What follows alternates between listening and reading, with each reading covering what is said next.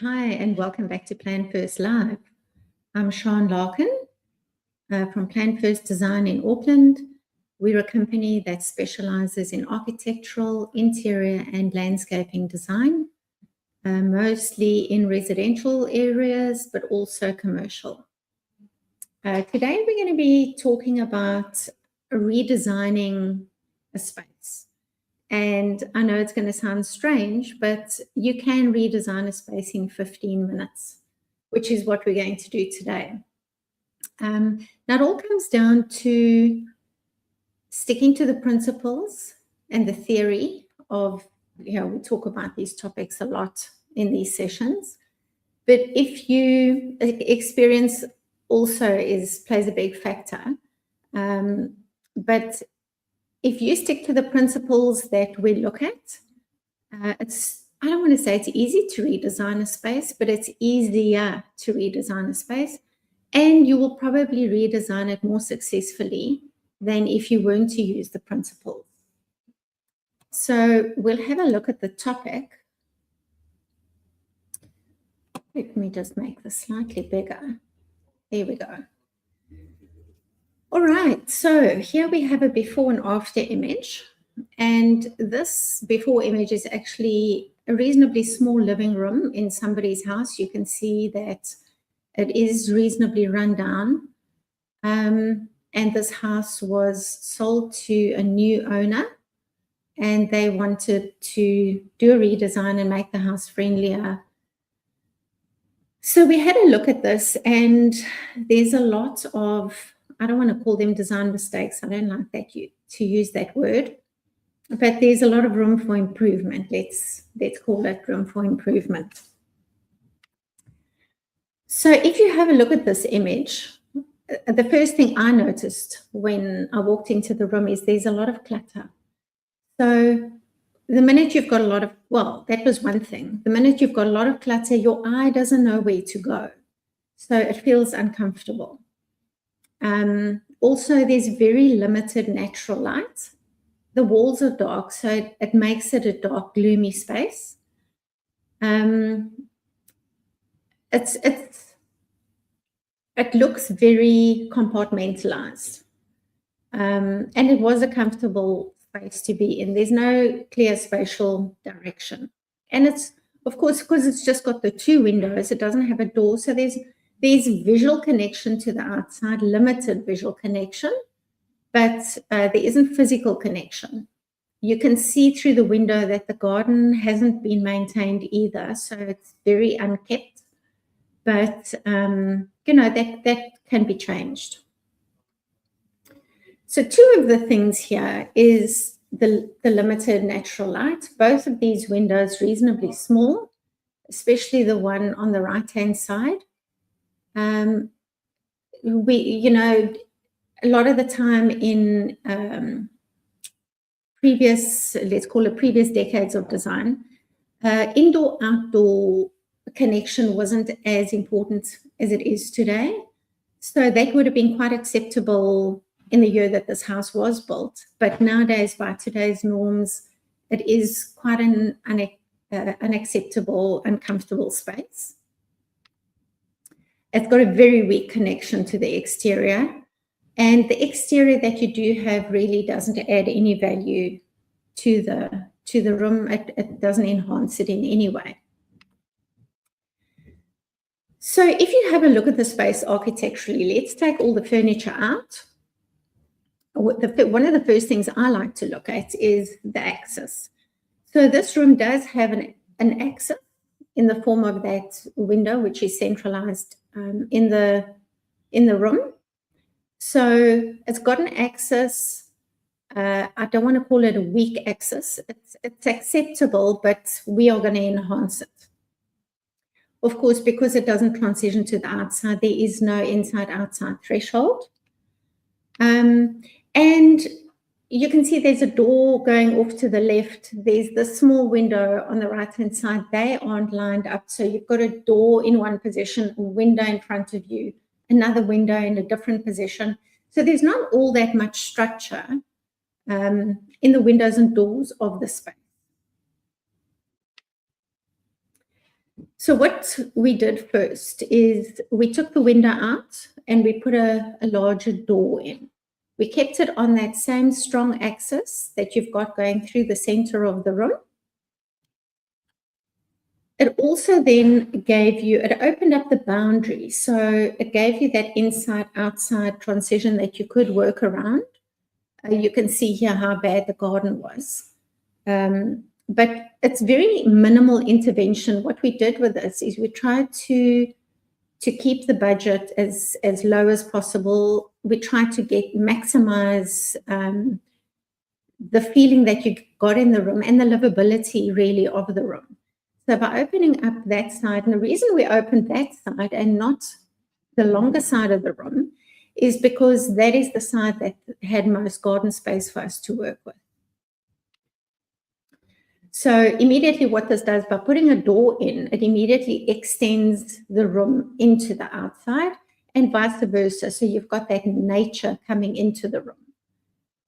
That was really the strategy of what we wanted to create, was to link the room to the outside, because what that does is you're not making the room bigger. The footprint stays the same, but you're going to get that feeling of space because you're connecting with the outdoors.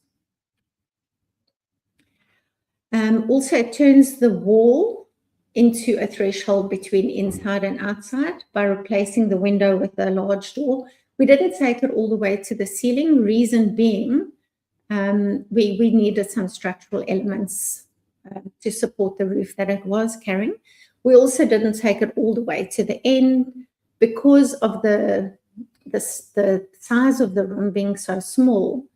We needed a bit of space where we could accommodate furniture and some shelving or cupboards. So we didn't want to open it all the way up. And it also introduces movement into the room. Even if the doors are closed, you do still see the trees and the plants outside moving in the wind. So it just gives you a better feeling of connection to the outside. It doesn't feel as isolated and as cocooned as what it did previously.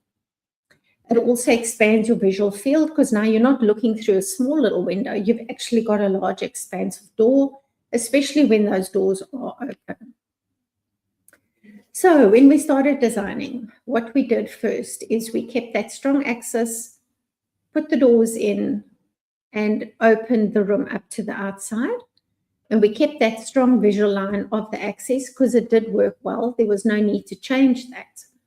And then it does just extend the feeling of the room to the outside with those double doors, especially when they open. Then the outdoor space was landscaped as well. Now, one doesn't have to go as formal as is shown in this image, but have a focal point. We spoke about this in one of our talks about landscaping design. Have a focal point in that garden and create that focal point directly on that axis. And if you look at all three of these disciplines, the architecture, the landscaping, and the interior design, that axis speaks to all three disciplines. The furniture also responds to that axis. So it's quite a strong design element that we've used, or principle rather that we've used. And you can create the outside however it suits you. You know, you can, in this instance, we used a clear pathway between the landscaping on the left and on the right.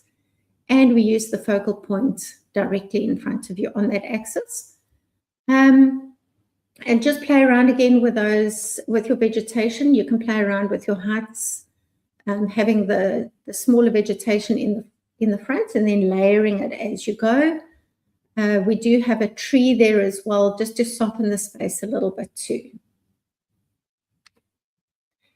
Having the doors then, also the smaller window, which was on the right-hand side, we replaced with a larger window so that we get more light coming in. Now, light is really the easiest and cheapest design tool that we have. It's free. You don't pay for light. You must just make sure that you've got the openings there and open those curtains to get that light in. So because of those doors as well, the light comes quite far into the space, which reduces the need for artificial lighting during the day. And a brighter space just improves mood and livability of the house. And you know, what I would have personally done differently is I would have had the inside and the outside floor finish the same, because then it really continues that feeling of inside outside. But in this instance, the house did have timber floors, so we weren't going to replace them. We have used a different finish on the outside, but it certainly doesn't, it still flows sufficiently enough that it does pull you through.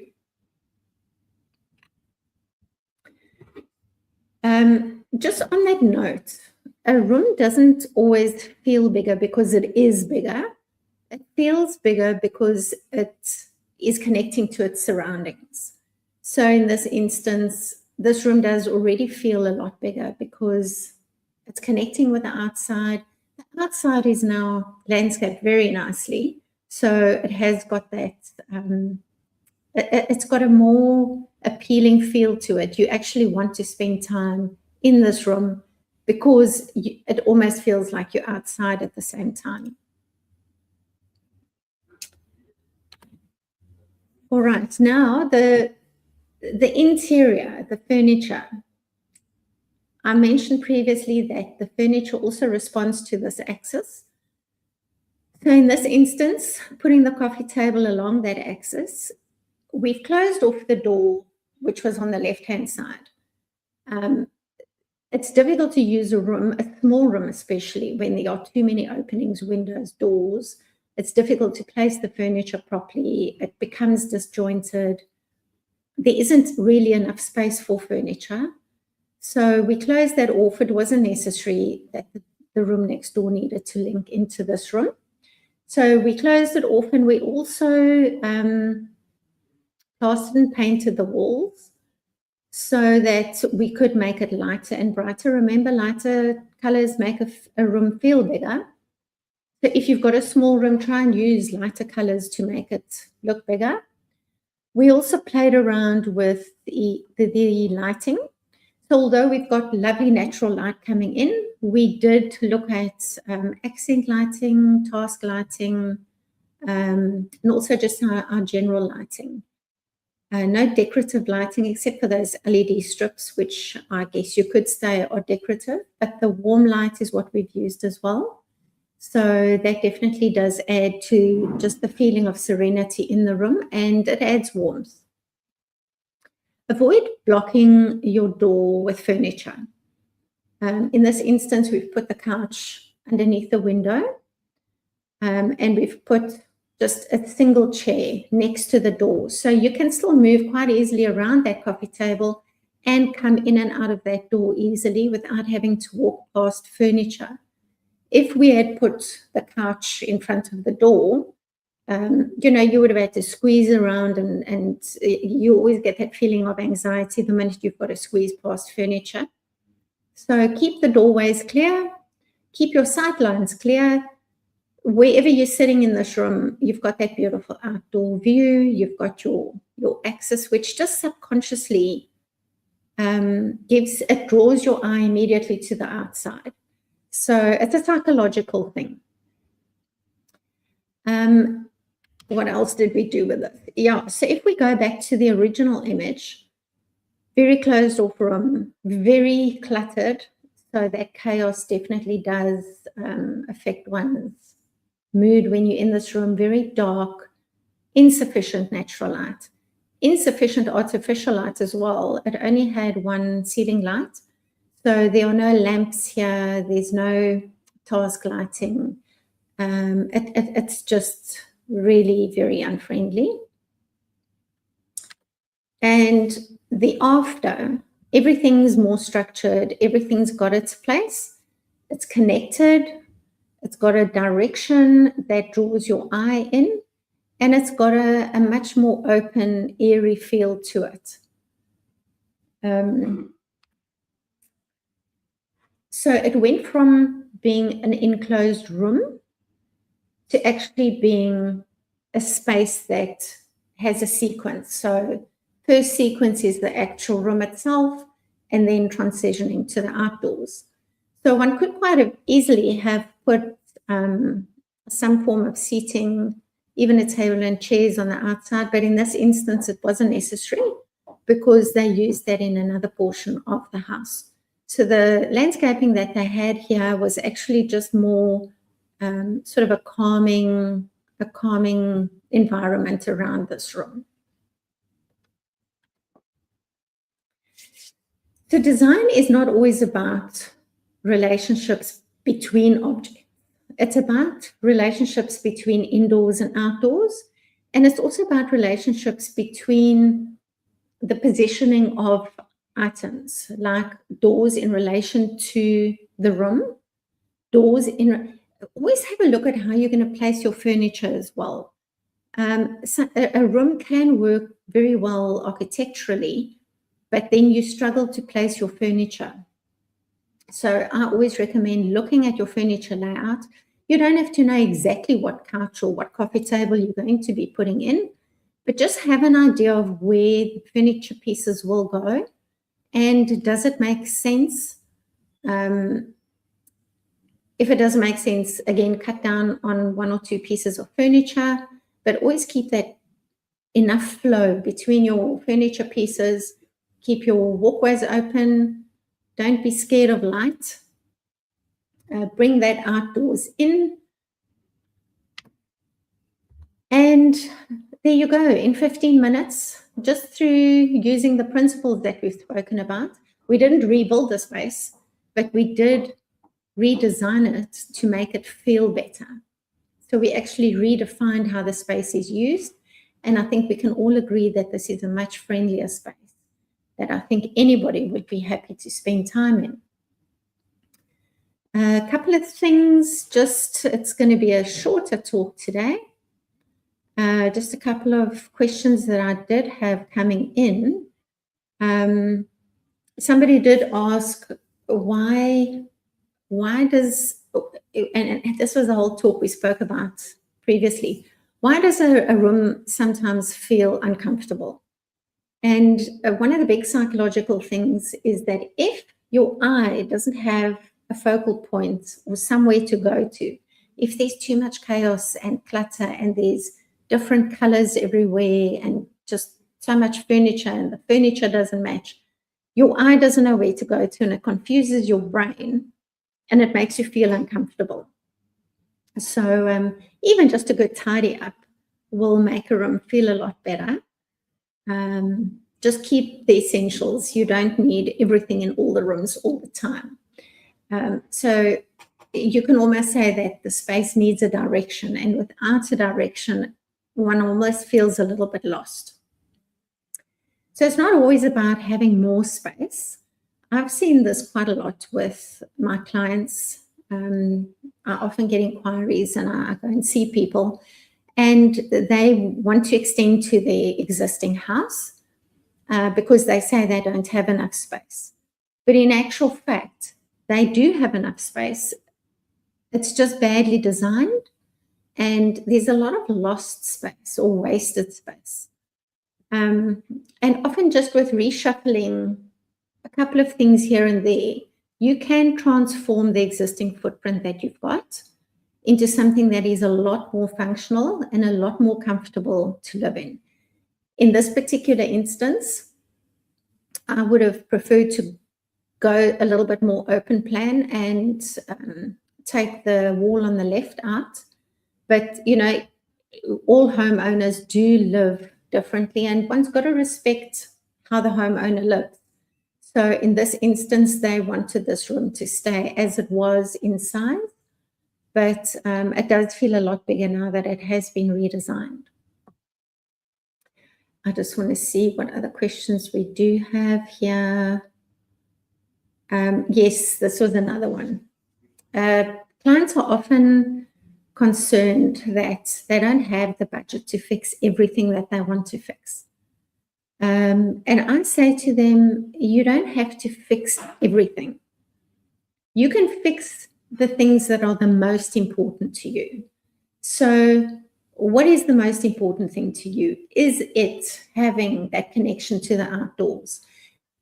They might not, not everybody wants a door to the outside. What we could have done in this instance as well, if the client didn't want that door for whatever reason, we could have had a big picture window. So we could have just framed the garden with just a big glass fixed panel window. So they would still have had that visual connection, and hence the psychology of that room would have improved. So don't be scared as a homeowner to voice your opinions, voice how you live. Be honest with the designer about what your pain points are, what your ideal situation would be, or what your criteria are. And then let them figure it out. Let them come to you with proposals. Remember, the designers have got a lot of experience. They have seen, not everything, but they've seen a lot. They've solved a lot of design problems or issues for a number of clients over the years. And they will most certainly be able to come up with a solution without possibly extending the footprint of your house or breaking the bank. Be honest about what your budget is, and they can work around that. So I think the pain points are the biggest thing. You don't want to do a renovation or a redesign of your house and still be kept with the same pain points that you have previously. So give that thought before you actually engage with a designer. Have a list of your pain points and have a list of your non-negotiables as well. In this instance, that door was a non-negotiable. So it's important to give it a bit of thought and decide what is important to you. In this specific instance, we also didn't go for built-in cupboards or anything. We've got a couple of shelves just for display. The room just doesn't lend itself to additional storage space. And then again, good design isn't always about adding more. It's about removing what is unnecessary and what doesn't need to be there. That doorway didn't need to be there, so we removed it. And the space works better now for removing that door. It gives you a little bit more opportunity to display your artworks and those heirloom items that we always speak about when it comes to personalizing your home. Try and just have a little space for something. Let's see what else we've got here. So just fix what matters most to you, those pain points. I think that might be it for the question. So it's just making better use of the space that you already have, not necessarily adding on. It's not always necessary.